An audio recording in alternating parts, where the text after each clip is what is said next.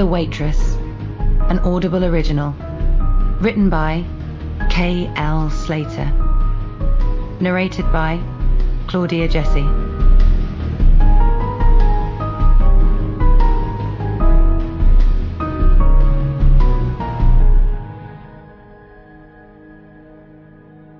Prologue.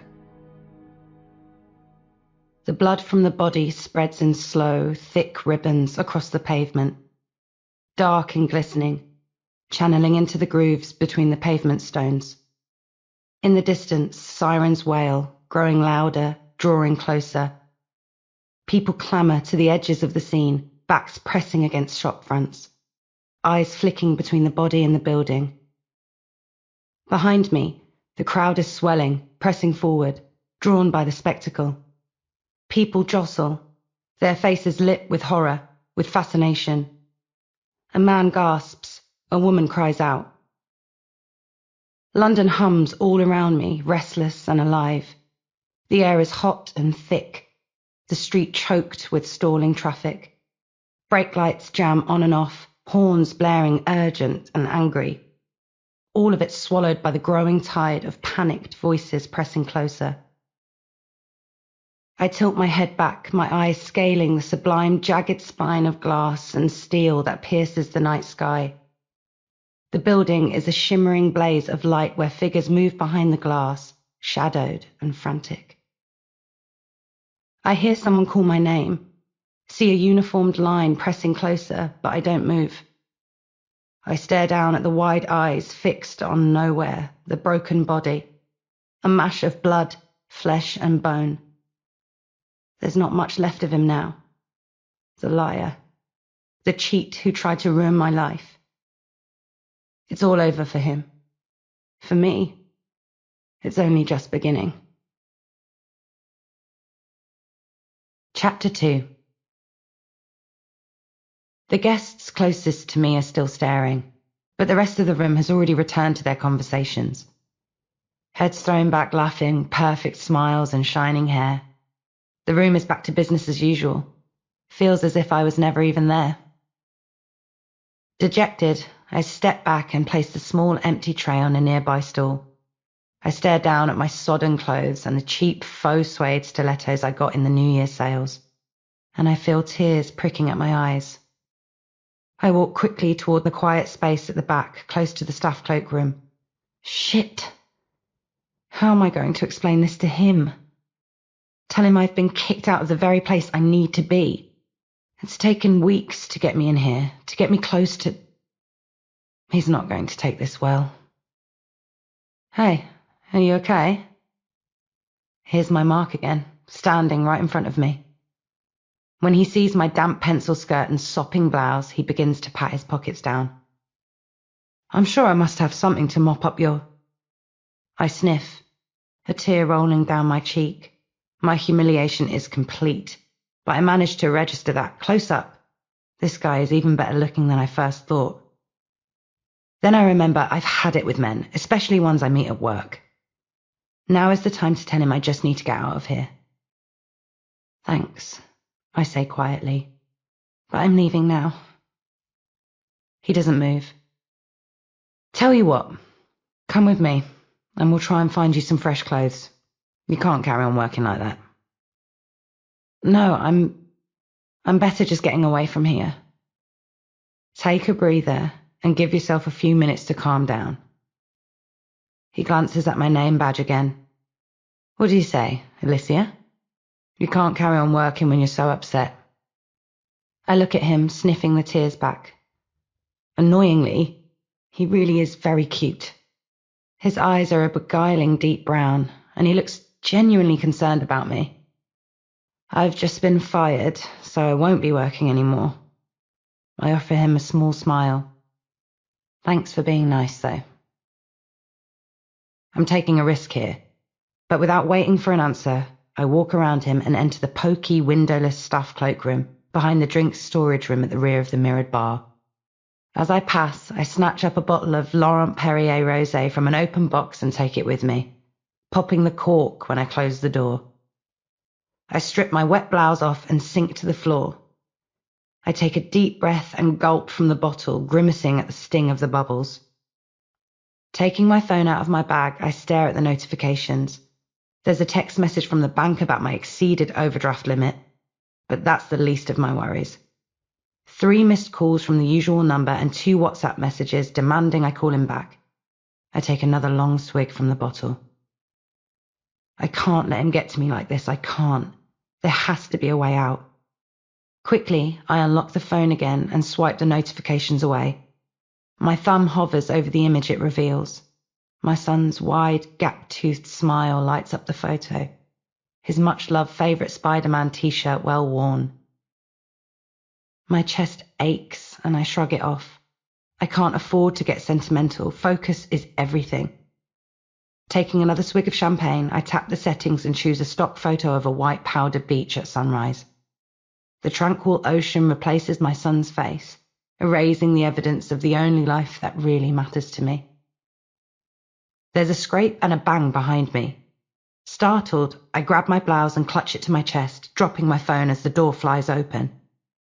In my attempt to conceal the stolen bottle as I stand up, I spill even more alcohol over myself. He stands in the doorway, a halo of light around his broad frame filling the gap. Oops, sorry, didn't realize you weren't decent. He turns his back. No, it's okay, I put down the bottle and turn away slightly, shrugging on the damp blouse and doing up a couple of buttons. I've basically stolen a bottle of champagne that costs roughly half of what I would have earned tonight, if I hadn't wrecked my chances and now I've been caught red-handed. I turn back around. I'm leaving now anyway. Summoning the final dregs of my tattered pride, I pick up my phone and walk over to the table in the corner where I left my bag and coat earlier. No need to rush off, he says reasonably. Stay and have a drink with me. I shake my head, sliding my phone back into my handbag. It's a nice thought, but if the head witch spots me, she'll call security. Head witch? He frowns. My manager. He grins and flicks on the light, revealing the full, underwhelming glory of our cramped surroundings. Oh, I doubt that. Don't underestimate her. If she finds you back here, you'll probably get thrown out on your ear too. He leans against the wall and smirks. Well, that's a risk I'm willing to take. Not every day you get to be seen somewhere this cool, right? He waves a hand around. I glance at the walls, which are close enough that if I stretch out my arms, I could probably touch both at the same time. By that, I take it you mean this? The cleaning cupboard?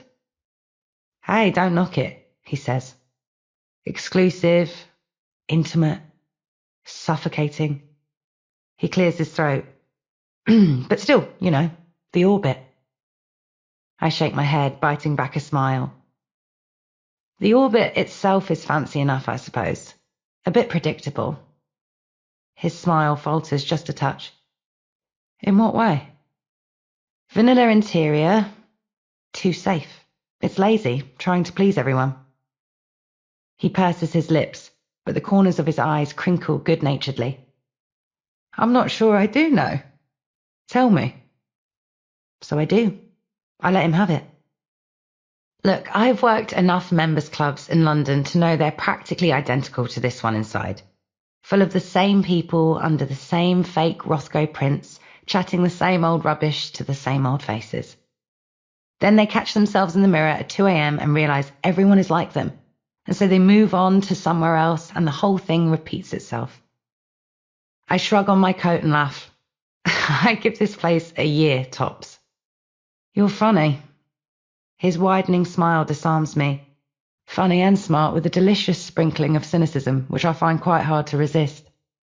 I really do think you need to stay and have a drink with me. I let my lips part slightly, as if I'm considering it. Then I exhale, shaking my head with a small, regretful smile.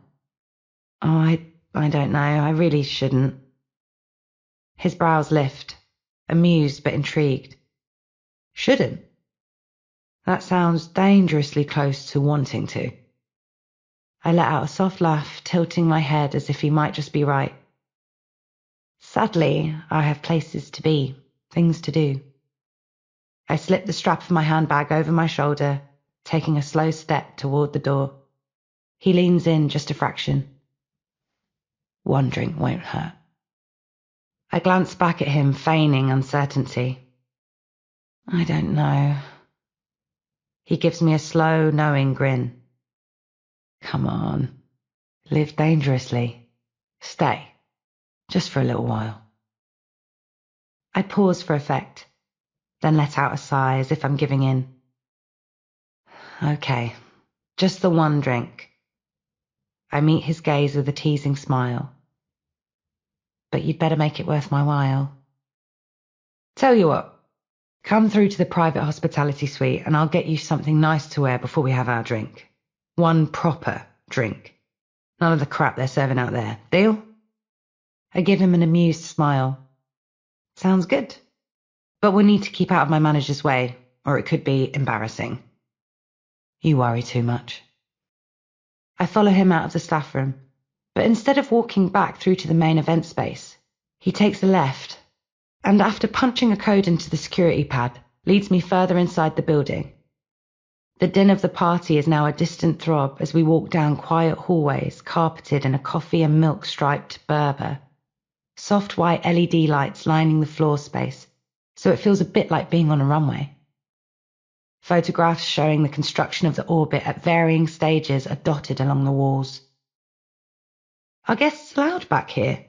I ask, suddenly realizing we've passed through a security door. Nope, strictly no guests back here. But how come you have the code? Do you work here? I say naively. Kind of. He looks at me and winks. Let's just say I've got friends in high places. Chapter 3. He stops walking and opens a door to his left. Let's see what we can find for you in here. I follow him into a large dressing room with plush chairs that face a long marble counter. When he snaps a switch, a frame of dazzling LED bulbs pops up around the wall of mirrors. I run my hand along a counter packed with top brand makeup sets and hair appliances, all neatly arranged and ready for use. He opens a door that leads into an adjoining space. Hopefully you'll be able to find something you might like to wear in here. An even bigger area is lined with clothes rails bearing outfits in all colours and shapes. On the floor, underneath the rails, fabulous shoes are lined up. Something unfurls inside me. For a man, you keep an awful lot of women's clothing, I say cheekily, reaching to touch a fine, sparkly fabric. He chuckles. It's all stuff we've had delivered for modelling shoots and, well, emergencies like this one. He pulls out a silky black and yellow pattern dress that looks like a distinctive Dolce & Gabbana print I saw in a magazine. Emergencies? Here? You'd be surprised. We had a celebrity couple incident here last week that went viral on TikTok.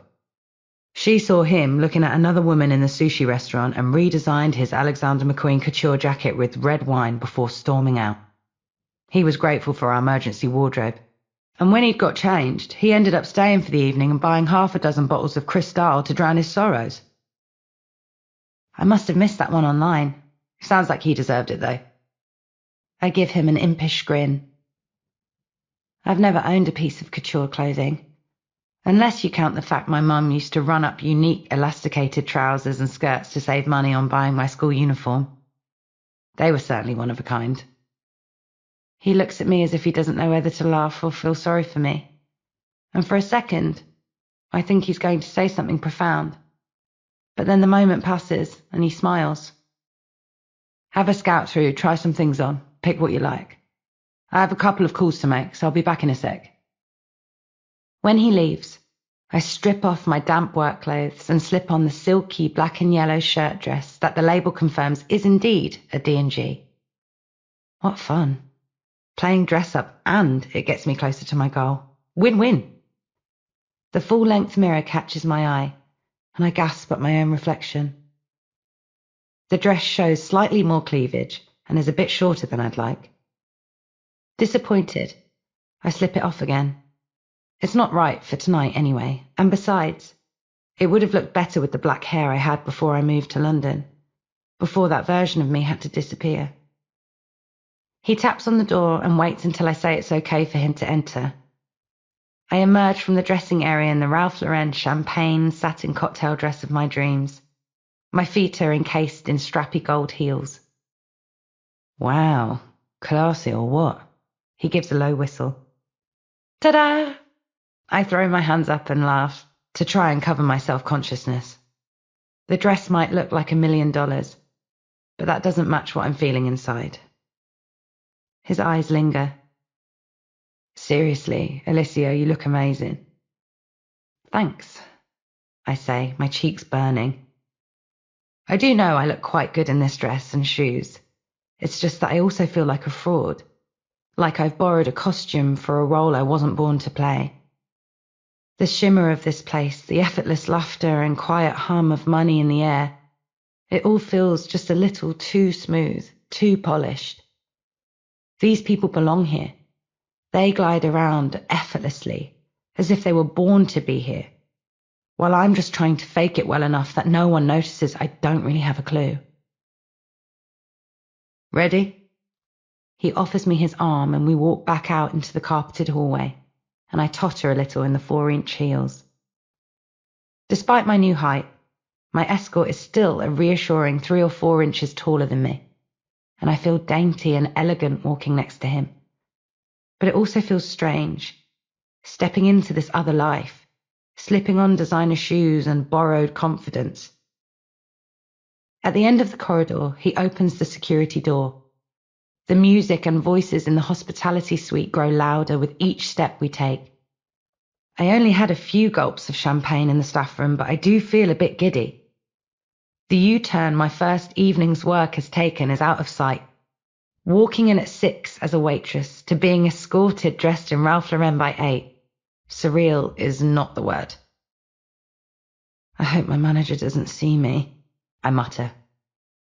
She probably won't even recognize you. You're a different girl now. I like the sound of that. A different girl. That's exactly who I need to be from now on.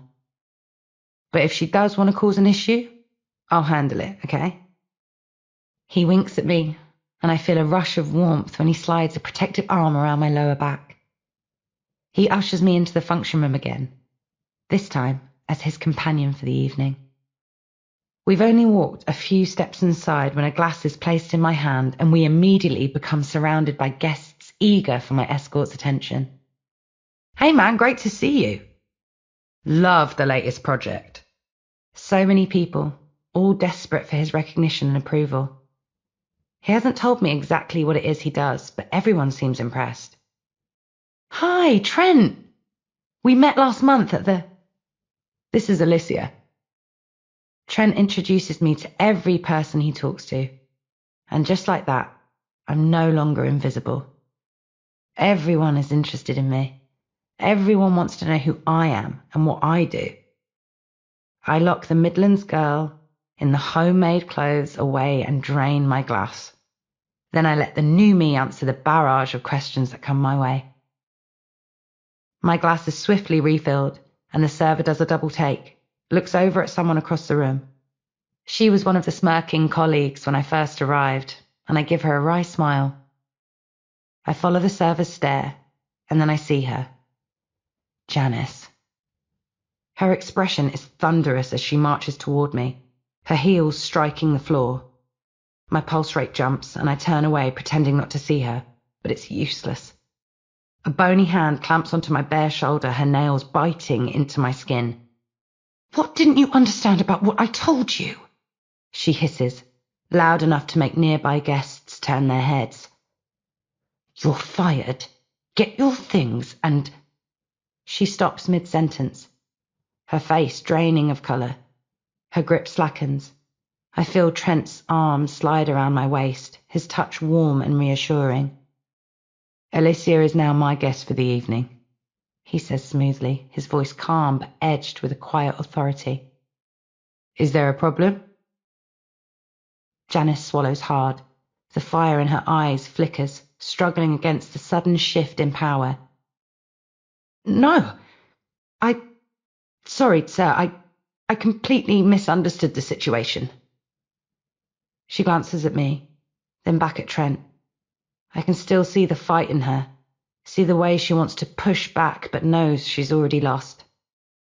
Janice retreats stiffly, her back ramrod straight but eyes lowered, her defeat plain to see. I exhale, my mind racing. I turn to Trent, my voice unsure. What exactly is it you do here? He pauses, as if weighing up how best to say it. Then, with a slow smile, he delivers his thunderbolt. I'm sorry. I should have told you sooner. He tilts his head slightly, watching my reaction. I'm Trent Connors. I own the orbit. The hum of conversation around us zones out. Trent Connors. Thing is, I knew exactly who he was before I even walked in here. What I hadn't expected was for him to introduce himself so dramatically and, a big plus, at Janice's expense. I blink, tilting my head slightly, as if puzzled. Then I let a slow, surprised smile form. You own the orbit? I repeat, keeping my voice light and mildly curious. Let him think he still holds the upper hand. Well, my company does. I'm just the idiot who signed off a cool 100,000 to get myself a, what was it? Vanilla Members Club interior.